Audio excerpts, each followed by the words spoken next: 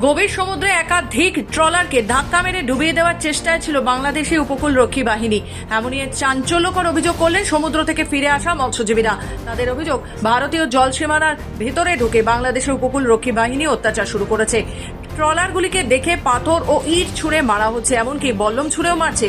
এদিন প্রথমে বাংলাদেশের উপকূল রক্ষী বাহিনী জাহাজ নিয়ে এফবি মা মঙ্গলচণ্ডী নামক একটি ট্রলারকে ধাক্কা মেরেছিল, কিন্তু সেটিকে ডুবিয়ে দিতে পারেনি। শেষ পর্যন্ত ওই ট্রলারের এক মৎস্যজীবীকে বাংলাদেশের নৌবাহিনী আঘাত করে জখম করে দেয়।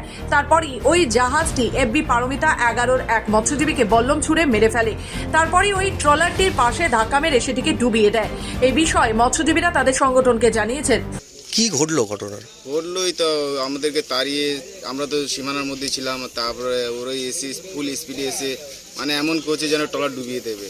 আচ্ছা, কোন রকম আমাদেরকে কাবু করতে পারেনি। তোমাদের ট্রলারটাকেও ধাক্কা মারে? ওই তো ধাক্কা মেরে তো ভেঙে দিল। আচ্ছা, ধাক্কা মেরে ভেঙে দিল, ডোবানোর চেষ্টা করেছিল, পারেনি। তারপরে আমাদের একটা ওদেরকে ডুবিয়ে দিল। আচ্ছা, তারপরে 1 মিনিটের মধ্যে গিয়ে ওদেরকে ডুবিয়ে দিল। তো মানে তোমরা কোন ক্রমে বেঁচে ফিরে এসছো? আমরা তো মানে তোমাদের সঙ্গে এই ঘটনাটা ঘটতো? প্রথমত আমাদের সঙ্গে ঘটনাটা ঘটেছে। মানে তোমাদের ট্রলারটাকে উল্টে দেওয়ার চেষ্টা হয়েছে?